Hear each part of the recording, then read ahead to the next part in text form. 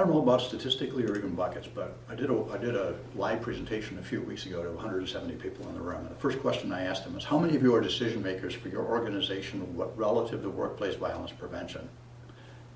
Almost everybody put their hands up. There were a few law enforcement types in the room, but almost everybody else put their hands up. So they were in a position to influence their workplace violence posture. How many of you have a written policy? Not as many people put their hands up, but still many. How many of you have had that policy reviewed in the last 3 years? Almost nobody put their hands up. When it was written, how many of you people had that policy written by a security professional? Almost nobody put their hands up.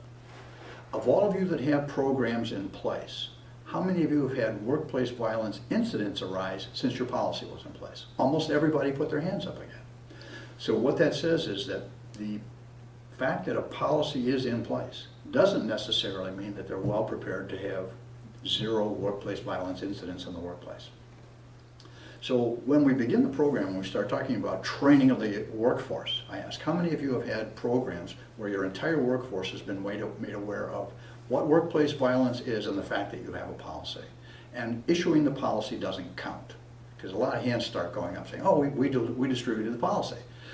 When I take that off the table, very few people have trained their workforces.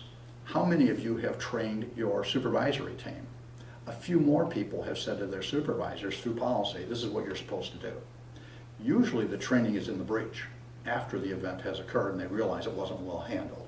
So when we look at the fact that organizations may or may not be prepared, it's not necessarily that they don't have a policy. It's that they really haven't examined their approach to workplace violence management in totality. They've written a document.